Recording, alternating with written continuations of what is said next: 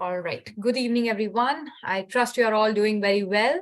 So welcome to the third episode of Scientifically Speaking Season 5. This is an interactive online lecture series that aims to connect high school students, principals, teachers, and anyone who's keen to learn with interdisciplinary scientists exploring real-world problems.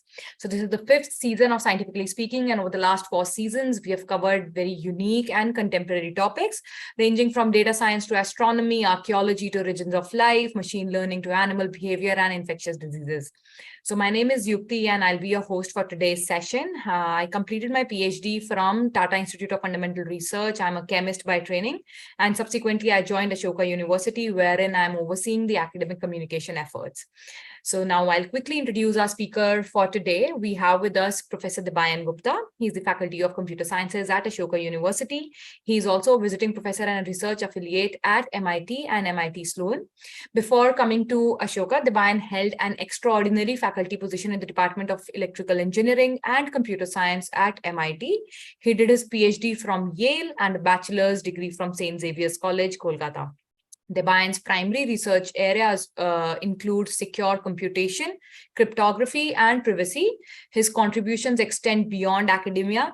Debayan has played an instrumental role in launching multiple companies in India and abroad, earning esteemed board positions in various startups. He also served as a trusted consultant and advisor to companies on matters of cybersecurity, assisting top-level executives in comprehending and mitigating cyber risks.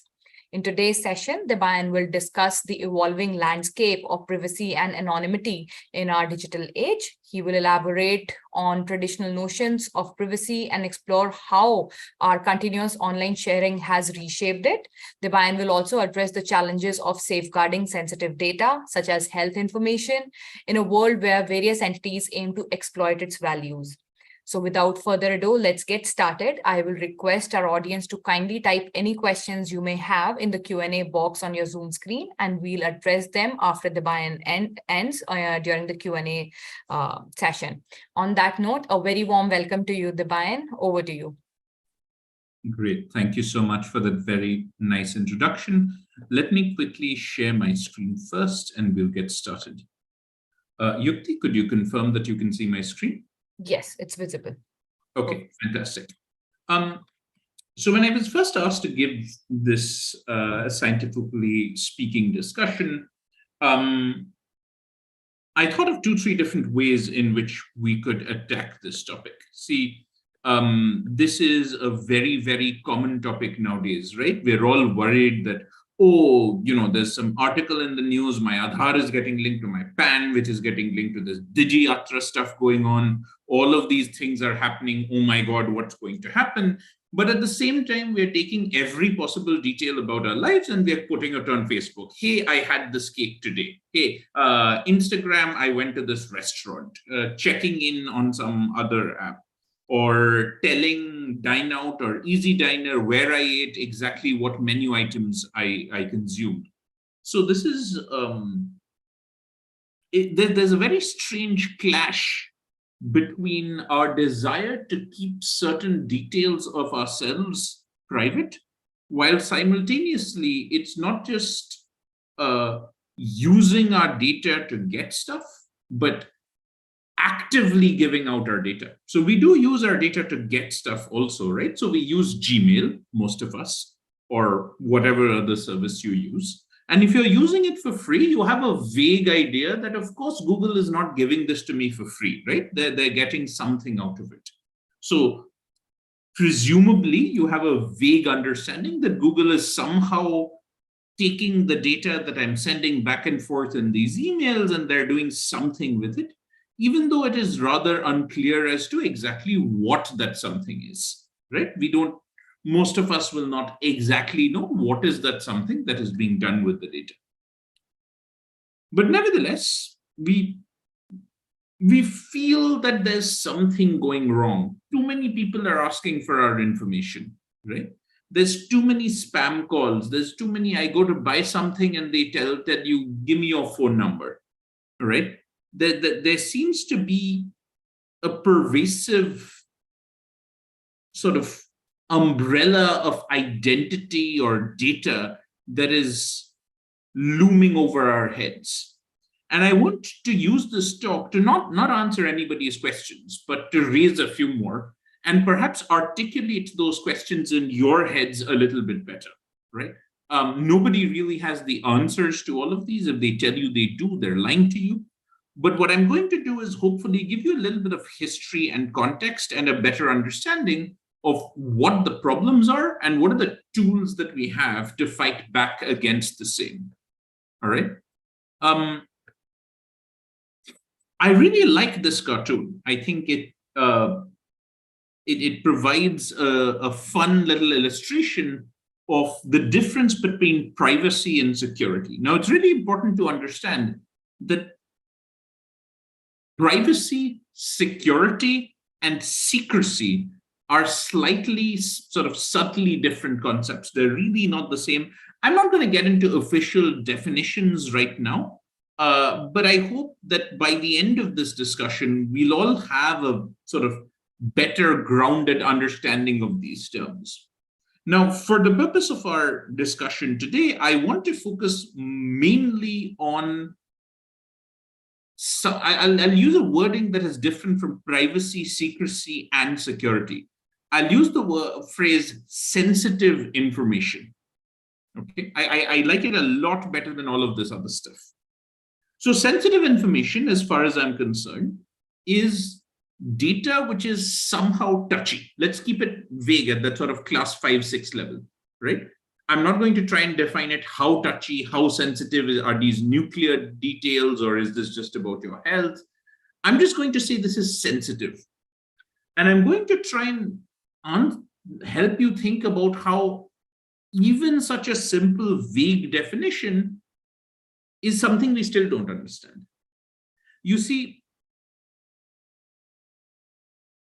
what is sensitive? If I interrogate each of you on this call, you'll have different answers about what is sensitive information, right? Maybe what scores you got on exams, those may be sensitive information. What is your salary if you're older? That may be sensitive information.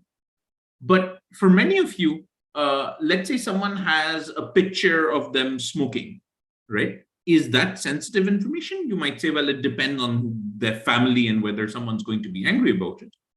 But it turns out that even something as mundane as that photo can be sensitive information in certain contexts. In the context that I'm thinking of, there was an incident where you had, I'm not going to get into the details of it, consider a scenario where an insurance company takes that photo, checks, oh, this is the person smoking, and then increases your insurance premium accordingly, right? The problem is that anything about you can be used to build a superior profile. And this is exacerbated by one very simple fact. We live in an age where the primary currency of the internet is information. This could have been a different way. See, if you go back to 1980s, 70s, and so on, when the internet was just sort of getting started, people were figuring out the tech. There were many ways in which people thought you could monetize it. The way the internet works is really very, very strange, right? Because if you go to a local shop and you ask to buy some soap, right? What do? You pay the shopkeeper a certain amount of money, they give you the soap, and the shopkeeper goes back maybe at the end of the month and they buy loads more soap to stock things up, right? If you think about the relationship and your equivalent of the shopkeeper, which is your internet service provider, that's how you're accessing everything on the internet, right? That's your shopkeeper. Through them, you can access the entire world of the internet. You're not paying them, right? You're sort of reaching through them, and then you're directly paying different companies. Imagine you go to buy some salt and you're like, I'm going to UPI money to Ratan Tata for this, right? It's a very strange setup we have.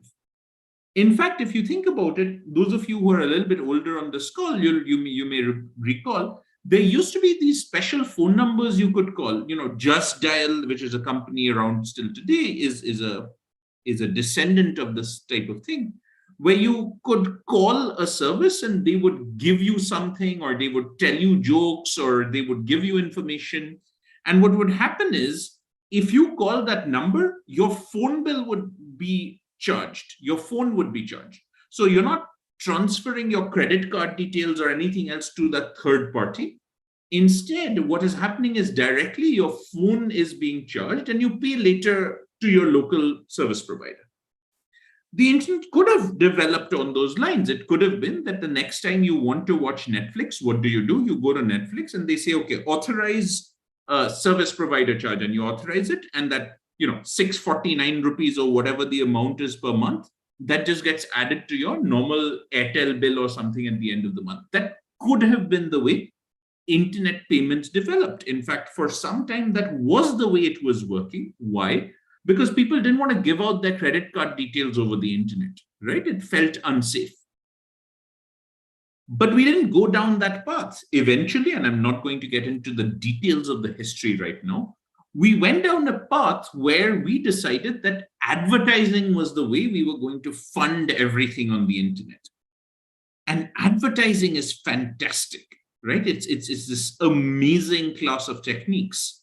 See, what advertising does is, at least digital advertising, is it's like magic. Imagine you're driving down a road and there's a big advertising board in the middle of the road. It's all of these phones, these are advertising boards directly aimed at your eyes, right?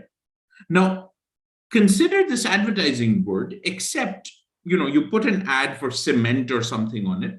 The people who are driving by, some small fraction of those people would be interested in buying cement. But what if you could show cement only to those people who wanted cement? The rest of the time, the advertising board is just blank. Okay, we have our magic advertising board that only shows cement to those people who want cement. Now, the rest of the time, maybe you utilize that board to show something else. So now you're earning double from that advertising board. Now, this is amazing. Now, you can add more and more details to that advertising board. And how many times more money can you make? The better you can focus in on every individual that's driving, because you can see these 5 people, they want cement. Those 15 people, they want mattresses. Those 16 people, they want KFC. And the better you can profile every single individual that is driving on their road, the more money you can make. Therefore, we have civilizationally decided to take most of our most brilliant minds, and what is their job? To design systems to gather more and more data on every single one of us, to profile us better, so that we can do narrower and quicker advertising, right? That is the way the internet has developed. In this increasingly fast movements towards sharper profiling, governments have not fallen behind. Okay. I'm going to focus on the Indian government, but I want to emphasize that this is not just the Indian government. There are governments across the world which have been exploring and investing in digital identities. Probably the most advanced of those is the Estonian e-identity system. Although I will emphasize that this is comparing e-identity systems, electronic identity systems in Europe to India is not really an apples to apples comparison, especially in a tiny place like Estonia, right? It's the size of a suburb or something. I don't know the exact population, but it's tiny, okay? If you're looking at a country like India, as governments saw all of these private companies building up profiles of individuals, a question naturally came to mind that, look, we provide all of these welfare services. How do we make sure that there are no ghosts and no duplicates? So ghosts would be someone who is dead and someone else is collecting welfare on behalf of the person who's no longer there. And duplicates would be that someone is collecting welfare twice, right? And India's welfare state is huge. We put a significant portion of our national sort of our government's money into subsidies and various other forms of welfare. So it is important that we make sure that this is not leaky. That is not to say that this has not led to other uses of these national identities, but I want to emphasize that this started out with the point of view that let's make our welfare state less leaky. Okay. Now, I'm not saying that this is the actual number, but a prior prime minister, for example, just over around 15 years ago, I guess, said that of every rupee put into welfare, only 15 paise reaches the end user.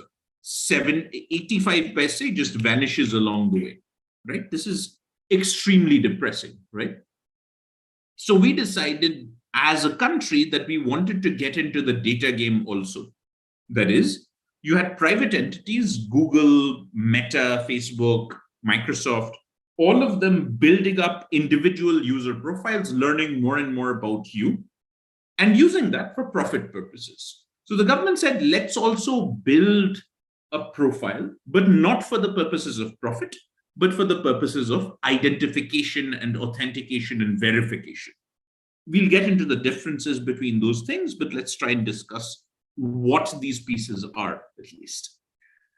I won't get into the description of the India's of the ID card that is used by India, which is Aadhaar, except to mention two small things. Number one, Aadhaar is evidence of residency, not citizenship. And there's an important distinction between the two. It is also very, very interesting to consider how Aadhaar has actually been standardized. So the symbol you're seeing underneath, Musip, and underneath that you'll see another yellow little icon. That's something called Inji, I-N-G-I. Inji is a word in Korean. It means something like warmth or something of the sort. The developers who built Aadhaar, and they built it for a particular purpose, right? They wanted to create a system so that every single resident of India could validate themselves using their fingerprints and later their iris, and could verify their identity. This turned out in India to be extremely successful, right?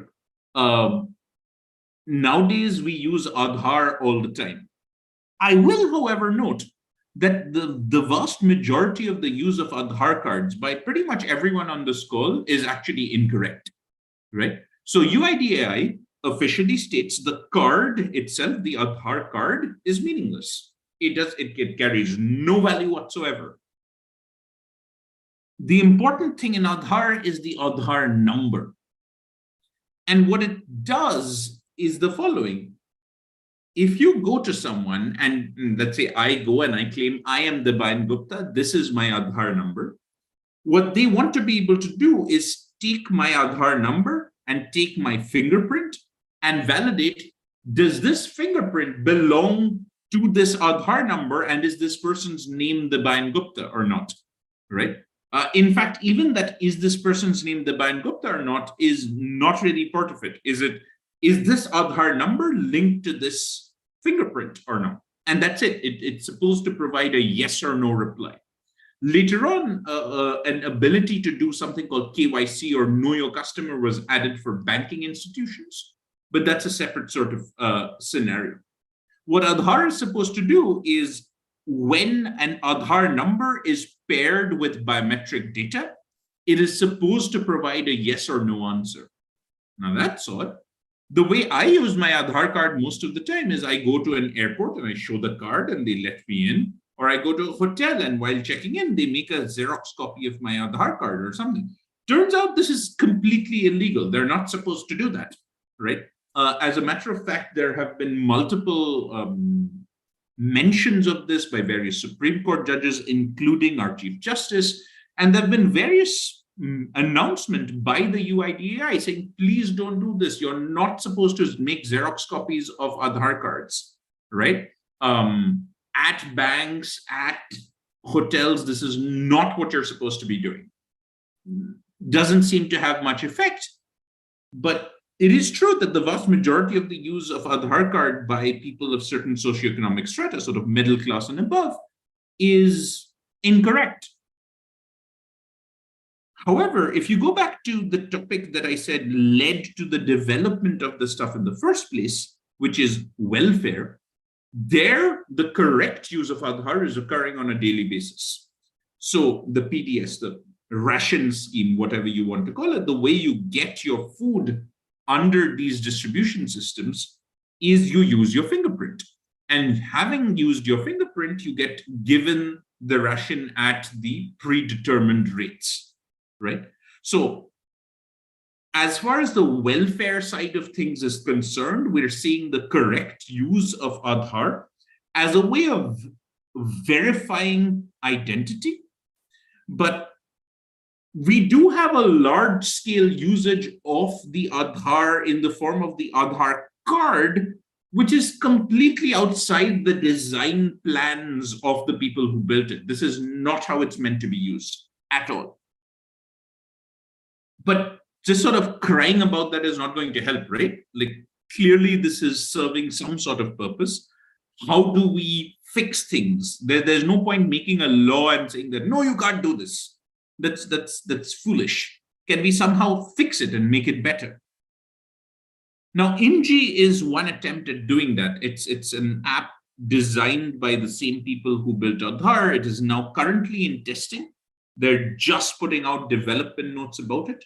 And the idea there is that in many situations, you don't want to give the full details of your data, right?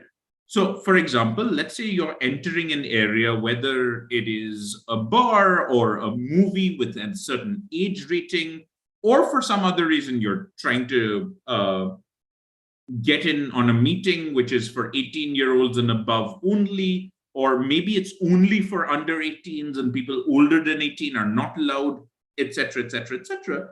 You don't want to reveal, let's say, your name and all these other details. You want just your age and nothing else. Similarly, there may be other situations where you only want to reveal your name. You don't want to show your date of birth, right? So Inji is an app that allows you to share or show only a single verified aspect of your identity. Right? Now, I'm not going to get into the details of exactly how they manage it, but vaguely speaking, you can think of it this way. Imagine that every single aspect of your identity is written down separately, and every single one is digitally signed by an authority, right? So you can show that this person is 18-year-old signed, and this person is something that is verified by something like a Face ID on your cell phone. Now, notice that Inji is not targeted at welfare very, very clearly, right? It is a privacy-based target. And I really want to separate out these two ideas. You have something like Aadhaar, which started with a welfare-based idea that we're going to do this so we don't leak funds during the disbursement of welfare. And in that sense, it is working fine.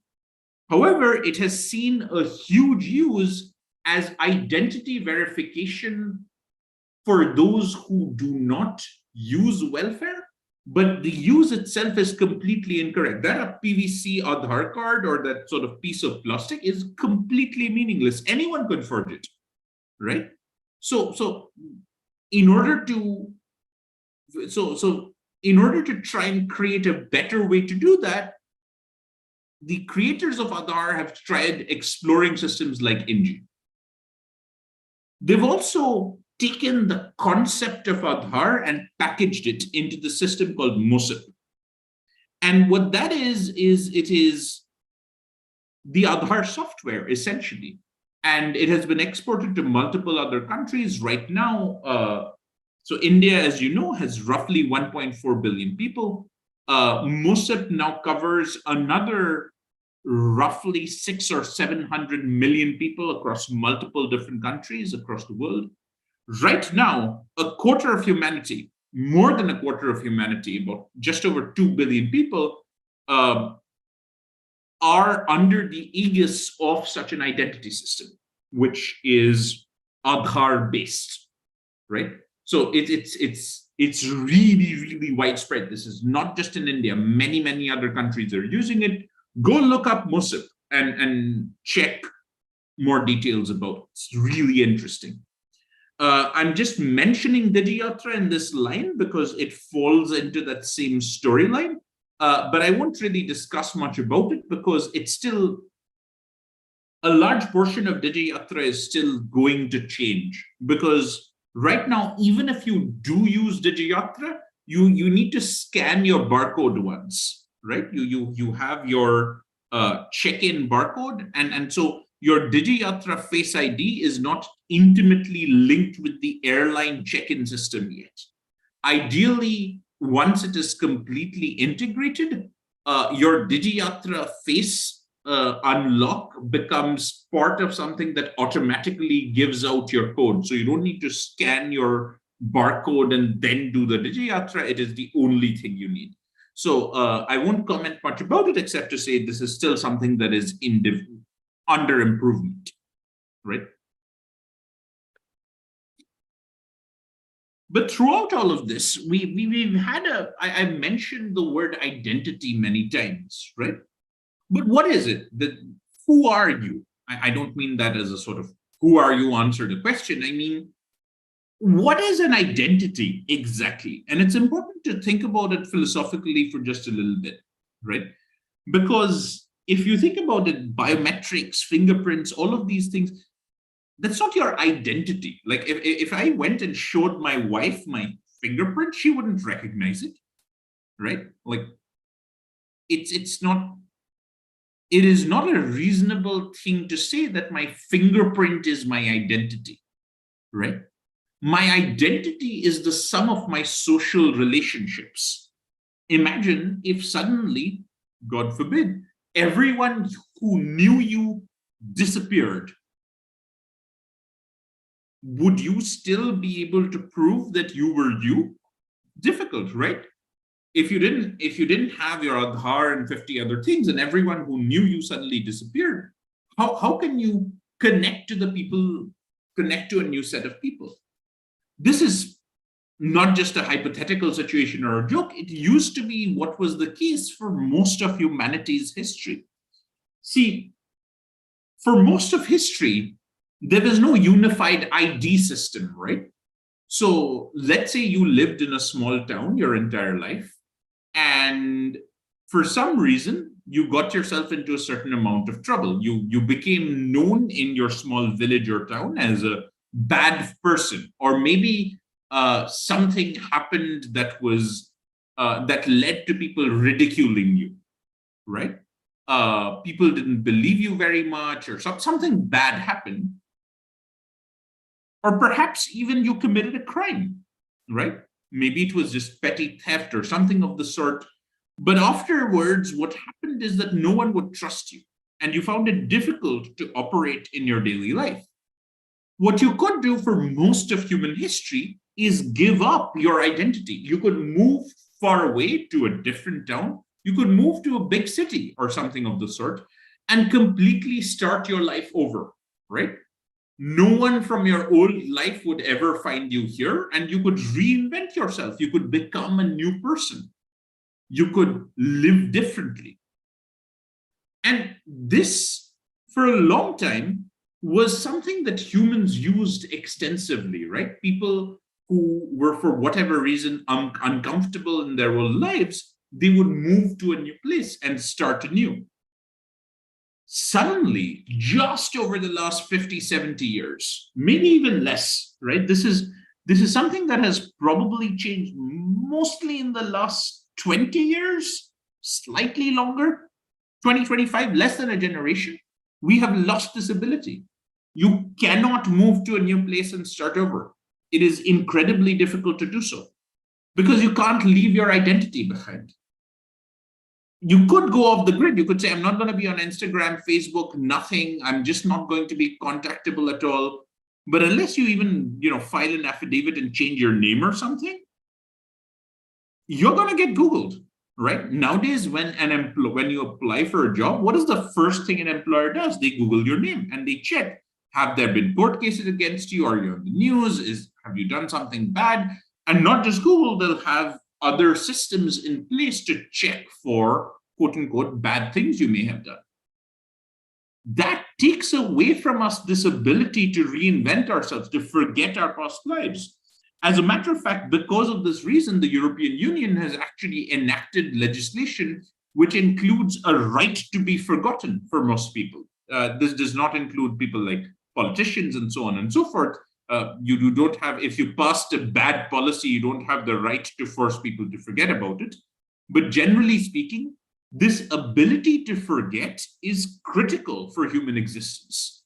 Because imagine otherwise, the first thing that people know about you is very often the worst thing you've ever done.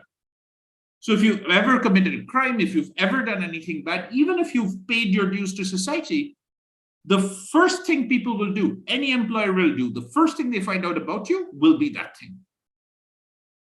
So our identity is now permanently tied to us. For those of us who are fortunate enough that our identities are vastly positive in terms of, let's say, religion, caste, prior life, this, that, and the other, that can be a huge positive.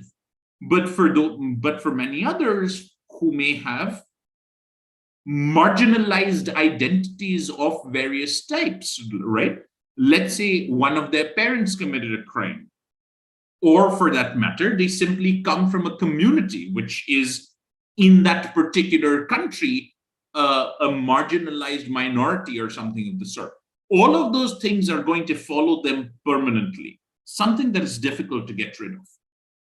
All of your fingerprints and that sort of thing, all that can do is perform verification and authentication. It can verify that the person who came here yesterday and claimed he was the Bayan, he left his fingerprint. And today, the person who came in, they had the same fingerprint. So the person who came today and the person who came yesterday are the same person. So you can verify that. Authentication is simply using that verification to give them access to something, right? You are authorizing someone, whoever has this fingerprint, whoever verifies this fingerprint correctly, gets to access this bank account, right? Now, given this fact, if you look at all of these systems that we are building, it's critical that they are extremely well defended. Because as we move towards a system where these ID systems are more and more deeply intertwined within our daily lives, criminals, other nation states, and just maybe even pranksters are going to be interested in getting into them and manipulating these records. There are, generally speaking, 3 reasons for doing so. Number one, obviously, if the whole point of the system was, let's say with Aadhaar, reducing leakages in welfare, well, if you can get into the system, maybe you can create new leakages and profit off of them, right?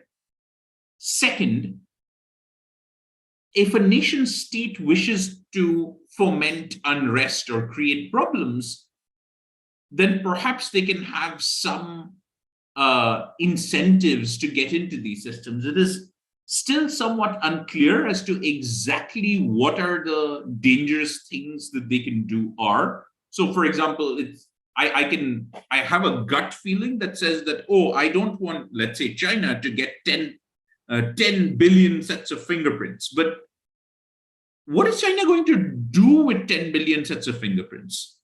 If someone targets one set of fingerprints, I understand that, right? If someone says, I want Narendra Modi's fingerprints, okay, maybe that opens some nuclear bunker or something important. So I understand why a nation state might want to target that. But why would someone even want to steal billions of fingerprints? You have the N billion fingerprints. What are you going to do with them? So as opposed to individual targeting, it is unclear as to what bulk targeting of biometric data would even achieve. But nevertheless, it's not something we want to lose. outside of those first 2 points, the welfare leakage and nation state adversaries, the third side of things is something a little bit more complicated. See, if tomorrow we see that, let's say, biometrics is being used heavily for systems such as Digiyatra and others, if they provide authentication for us to enter different kinds of spaces, then imagine what if someone can replace your biometric data with their own? What if the Bayan can enter the airport, except it'll be under your name? Now, if the Bayan does something bad, you're the one getting accused. We're seeing instances of this sort of thing already at a simpler scale. Where? With OTPs. See, if I'm going to send, let's say I'm a bad person and I want to create a riot somewhere. And what I decide to do is, I know that this particular area, this particular district is already under a lot of stress. There's a lot of communal pressures in the area. And what I decide to do is I want to send out a WhatsApp message which claims that something bad has happened, right?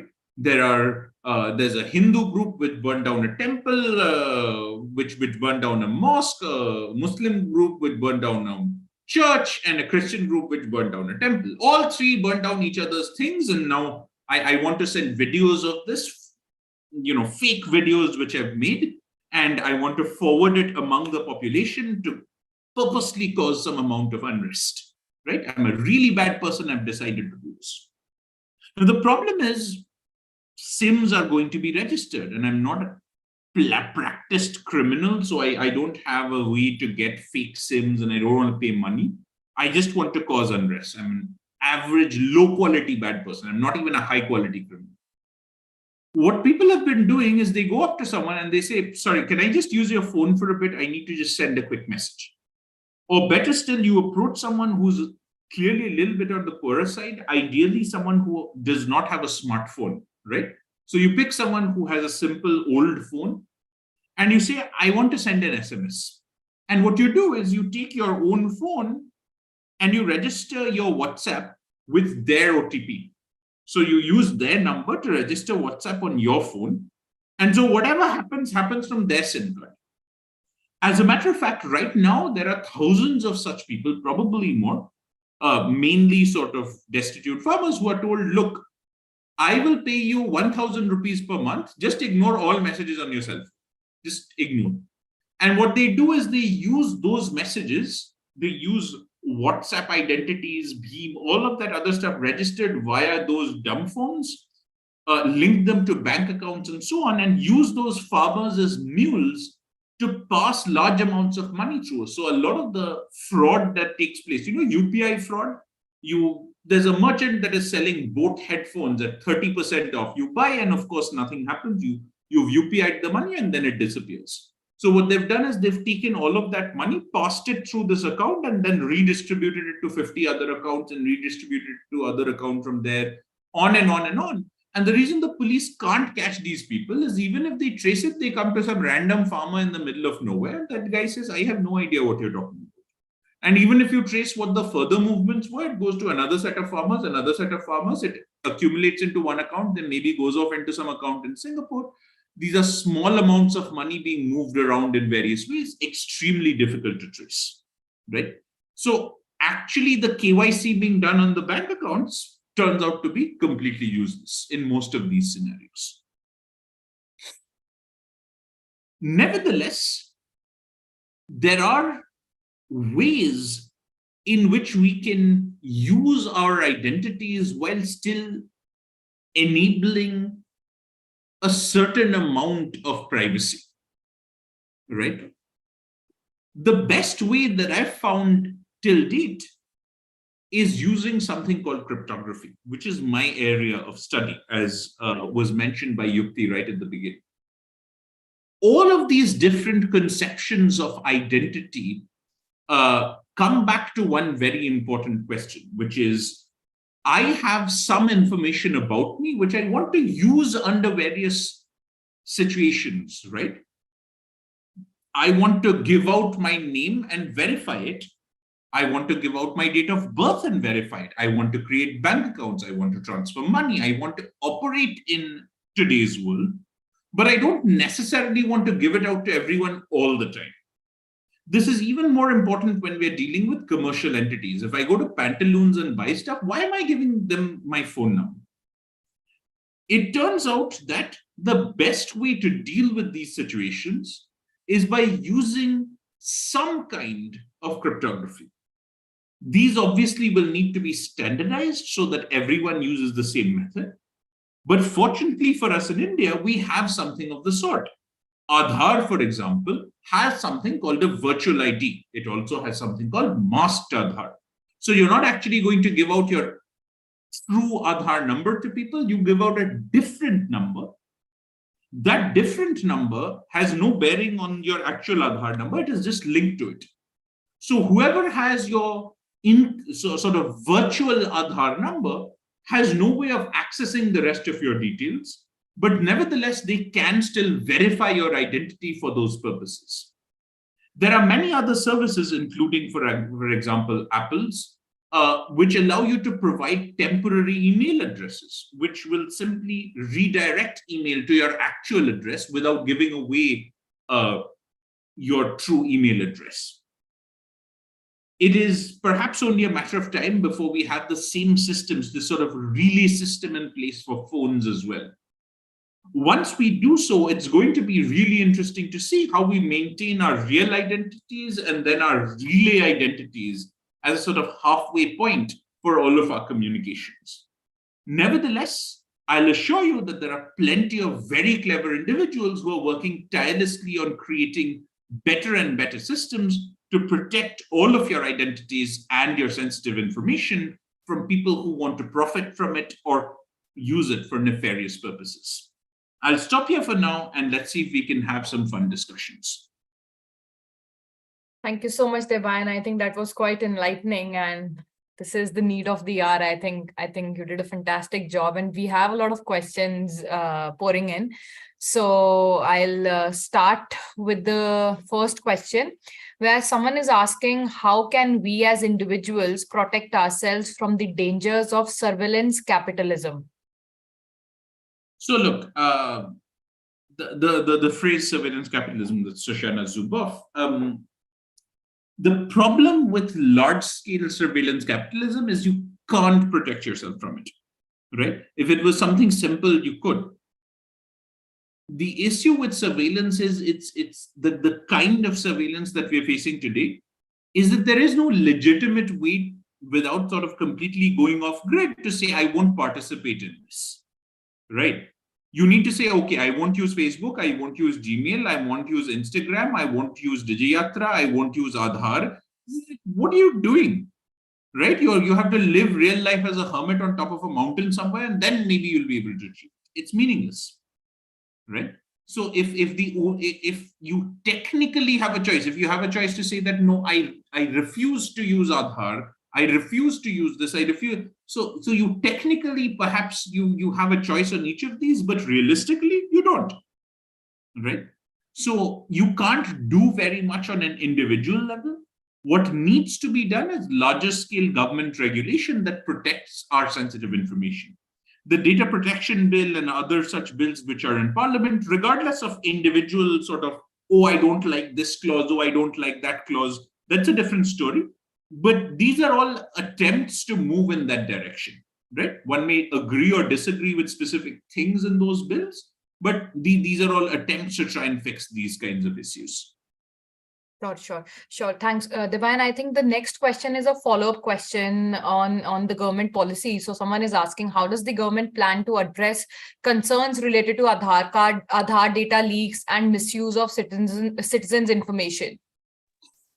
Sure. So those are two separate questions. Yeah. Number one, in terms of Aadhaar data leaks, it is important to note that till date, there has not been a single breach of the CIDR, which is Aadhaar's official database. Now, this seems like a little bit weird because all of us have heard these things on the news, right? That, oh, 10,000 people's Aadhaar details leaked. And some months back, there was this thing, all the politicians' Aadhaar details available here. So what's been happening is one of the earlier leaks, let's say, was from Indane, the gas company. So what they had been doing is they'd been storing Aadhaar numbers along with other details of those persons, right? And that database got leaked. There was another time when someone else was writing down Aadhaar numbers along with people's addresses, and those details got leaked. The way we know that is because, as you know, we don't update our Aadhaar addresses very often, right? So you see your Aadhaar number, but with your current address, not your Purana wala address, which you had actually used. So you know this is not your real Aadhaar detail. Now, that may be of little comfort to most folks, right?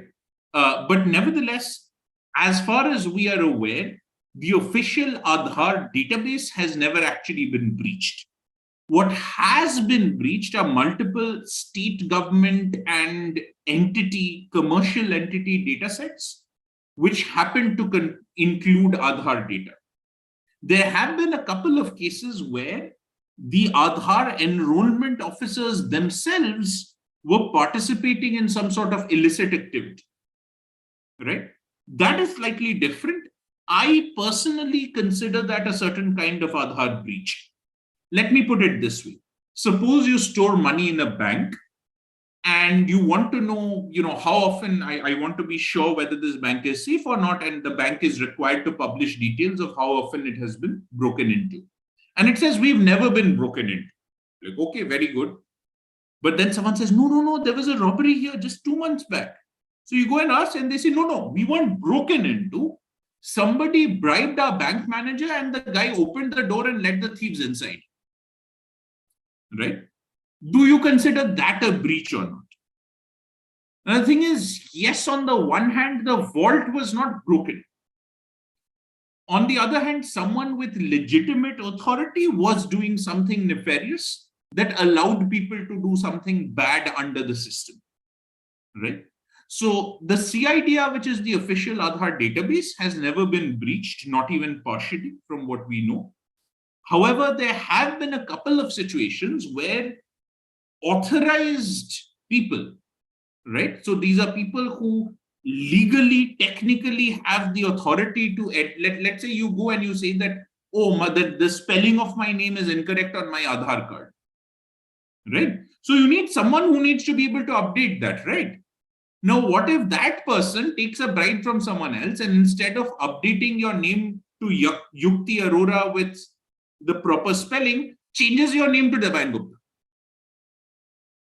right? So they were doing incorrect things with the power that was given to them, right?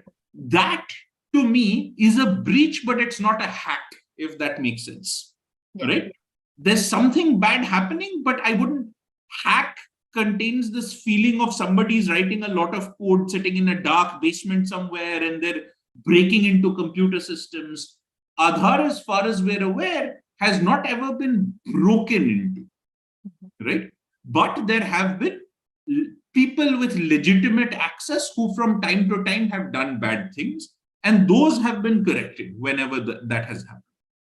In the second part of your question, the item regarding the misuse of people's data, that is very, very difficult to deal with, because generally speaking, who are the people misusing your data?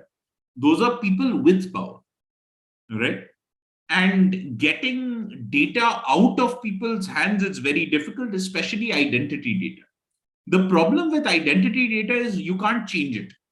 If it's a password, I can change it tomorrow, right? If it's a picture of my face and which party I support, you can't change that, right? If I support BJP over the Congress, then it has to, that's there. If that data has reached a particular political party, then I can't take it back, right? I can't, there is no reasonable way in which I can reclaim that information. I can't go stand next to the computer, delete karo, and they have to press delete. This is not going to work, right?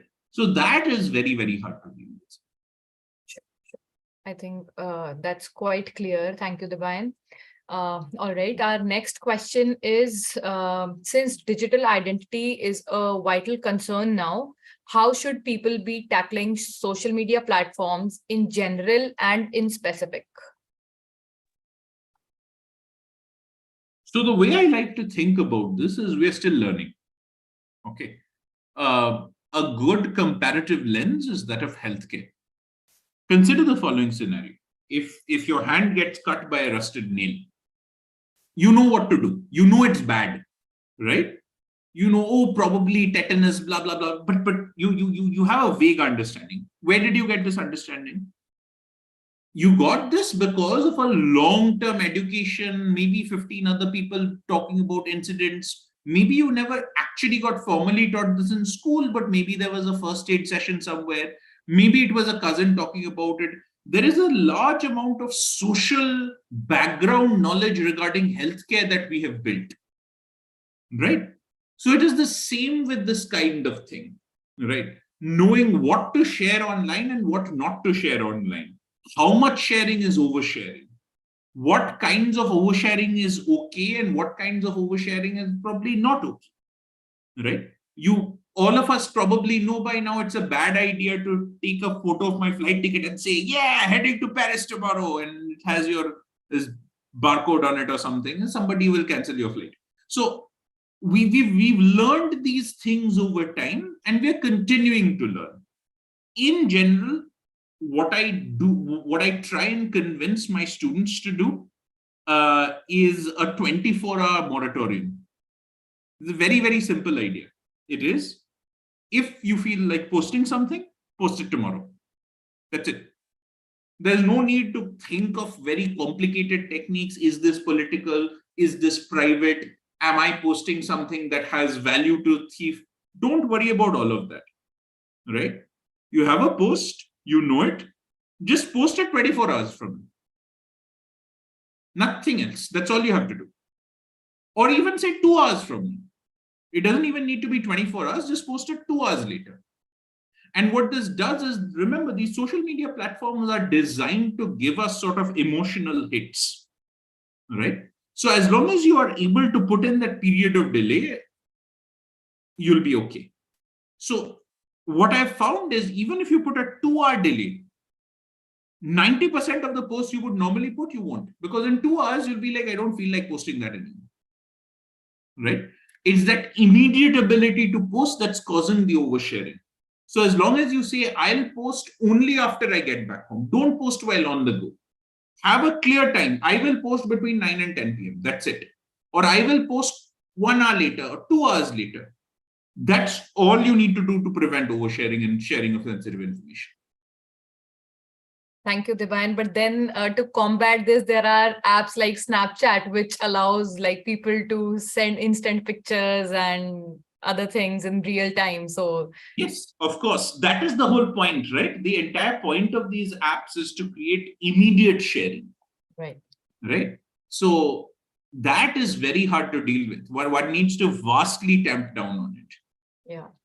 In fact, I figured out a few days back that a lot of your friends on the Snapchat list, they can see your location on the app. So that's even more dangerous. So they can track you in real time without you knowing that. So some years ago, this was hilarious. Android, it turned out, even if you turned off location, it was still sending Google your location. So turning off location services meant you can't see your location. Google can still see your location. You won't be able to see it. That's scary. All right, on to our next question. Someone is asking if you could talk about the surveillance by Meta that happened a couple of months ago. So someone is talking that they were on the phone talking about a device, and cut to a couple of minutes later, they saw advertisements on the Instagram. They were full of the device that the person was talking over the phone. So if you could elaborate on that. So many of us have had incidents like this, right? I talk to someone about something, next thing I know, I see it on Insta, right? Or some other service, whatever. And you're like, wait, how did this thing know? I didn't tell, I didn't search for anything of the sort. Now, there are really two ways to think about this, right? One is to say maybe the device surreptitiously has its microphone on and is listening in on everything and so on and so forth. Now, I haven't looked inside the backends of these apps, so I can't tell you for sure. But I can tell you that is extremely unlikely. The amount of data processing it would need to do in order to achieve that, it's too much. Okay, so it's unlikely it would actually be doing that.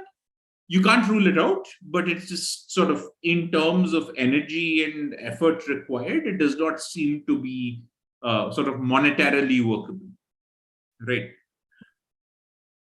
What I suspect is the real answer is somewhat, in my opinion, even scary.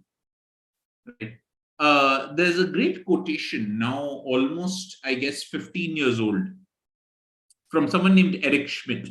So Eric Schmidt was the former CEO of Alphabet/Google. He's the person who really brought Google from a small company to the behemoth that it became, right? So he headed Google from when it was a tiny company all the way up to when he retired, I think in 2016, 2017, something like that, right? So he's the person who really built Google into this giant thing.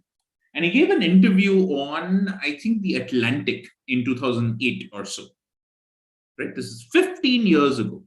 And he says that, we've seen all of your previous queries, we've profiled you really nicely. He didn't say we profiled you really nicely. He said, we've seen all your previous queries. We know where you are. We know what you've been doing. We know what you're going to be looking for. We don't even really need you to tell. So this is Google searches saying that in 2008, the vast majority of the time, they actually were pre-processing certain aspects of your results because they knew what you were going to search for, even before you started typing, right? So that was 2008. We're in 2023 now, right? I assure you, each of us likes to think, oh, serendipity, our life is full of wondrous things, luck, change. Nothing of the sort. You are eminently predictable, right? Companies like Google and Facebook can predict every single thing you're going to search for the next 6 months, right? They know what you've been seeing on whatever channel you're looking at. By channel, I don't mean TV channel. I mean whether you're looking at it on YouTube or Facebook or your phone. They know every single item, right? So, and they have you profiled down to a T. So they know exactly what you like, exactly what you dislike, exactly what you'll be attracted to. So they know precisely what item you're going to be looking at 99% of the time, right? So it is no surprise whatsoever that they're able to predict it. Thank you, Debayan. All right, maybe in the interest of time, we'll take a couple of more questions and then we can wrap. Someone is asking, what role do cookies play in tracking our information? I mean, yeah, we are now a little bit more annoyed with cookies than before because of this GDPR stuff. And now we always get on every single website the stupid thing, big sign, lots of terms and conditions, accept all cookies, accept some cookies, dance with cookies, all it's completely useless. Okay. Websites no longer need cookies to keep track of you. It used to be the case a long time ago. Nowadays, sure, people use cookies. Cookies are nothing. They're just websites temporarily storing a little file on your computer, a little piece of information that lets them know that, oh, this is the biome, right? But nowadays, they don't need that. They have what are known as browser fingerprints. They know who you are. They don't need cookies anymore. Yes, they still use them because it's convenient and it's an easy way to keep track of you, and they are useful. And yes, you should still keep third-party cookies turned off or whatever and use incognito or private mode whenever you can, all of that. But very frankly, when it comes to the bigger companies, it makes no difference, right? Unless you're like really, really up there and you're using Tor or along with some special other kinds of protections and all of that stuff, it doesn't matter. Sure. So this is a career question, Debayan. Someone is asking what advice you have for students who want to pursue a career in cybersecurity and data protection. Part 2, if you could recommend a few books that one should read from this area.